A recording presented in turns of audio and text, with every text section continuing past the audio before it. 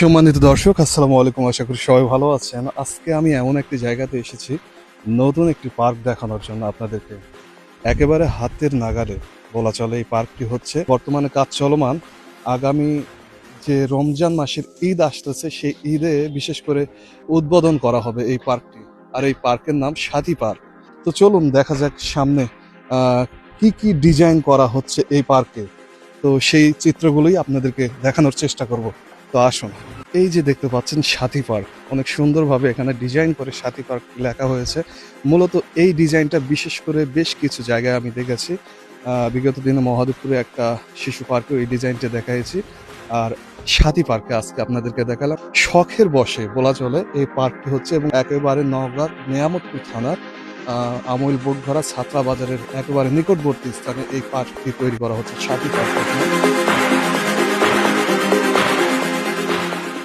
দেখতে পাচ্ছেন অনেক সুন্দরভাবে সাজানো গোছানো হচ্ছে, এবং পাশাপাশি আমের গাছেও অনেক সৌন্দর্য বিরাজ করছে।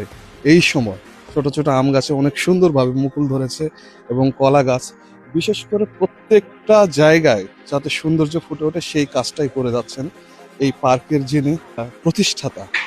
সুন্দর ডিজাইনটা আমার কাছে অসাধারণ লেগেছে। হয়তো বা লাইটিং করা হবে, কেননা অনেক তার দেখতে পাচ্ছি তাদের মুখে।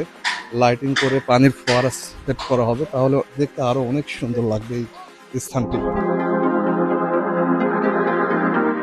তো সম্ভবত এই এরিয়াটা 10 থেকে 15 বিঘা হবে। এই 10 থেকে 15 বিঘার এরিয়া নিয়ে এই পার্ক তৈরি করা হচ্ছে।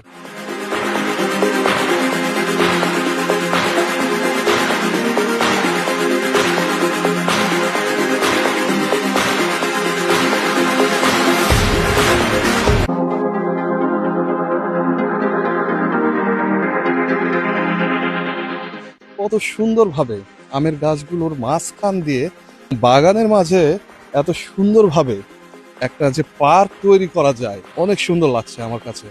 আশা করি আপনাদের কাছেও সুন্দর লাগবে। তো চলুন দেখা যাক পাশাপাশি আর কি তৈরি করা হচ্ছে ছোট ছোট বাচ্চাদের জন্য এবং দর্শনার্থীদের জন্য। দর্শক দেখতে পাচ্ছেন এই জায়গাতে ওইটা একটা পাহাড়ি ডিজাইনের আদলে তৈরি করা হবে, এবং তার নিচে পানির ফোয়ারা থাকবে এবং মাছ ছাড়া থাকবে। সামনে একটা দেখতে পাচ্ছেন কুমিরের ডিজাইন তৈরি করা হচ্ছে। ভাইজান, যদি আপনার নামটা একটু বলবেন।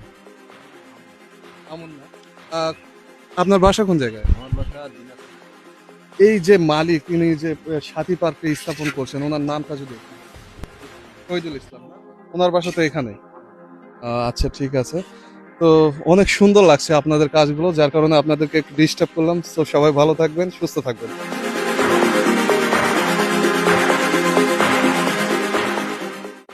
এখানেই সম্ভবত 10 থেকে 12 বিঘা একটা এরিয়া আছে। এরিয়া পুরোটা জুড়ে আর ছোট ছোট বাচ্চাদের জন্য এবং বয়োজ্যেষ্ঠদের জন্য দোলনা, খেলনা, যত প্রকারের ডিজাইন লাগে একটা পার্কে, সেই পার্কের ডিজাইনগুলো তৈরি করা হচ্ছে। সামনে দেখতে পাচ্ছেন এখানে একটা দোলনা তৈরি করা হচ্ছে, এবং পাশাপাশি আরও স্থাপনার জায়গা করে রেখেছে, কিন্তু সময় সাপেক্ষে সবকিছুই তৈরি করবে।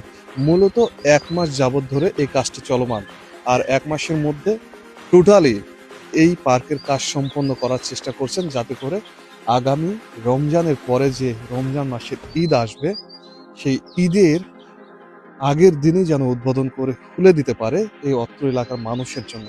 আজকে এই সাথী পার্ক থেকে বিদায় নিচ্ছি। সে অবধি সবাই ভালো থাকবেন। আল্লাহ হাফেজ।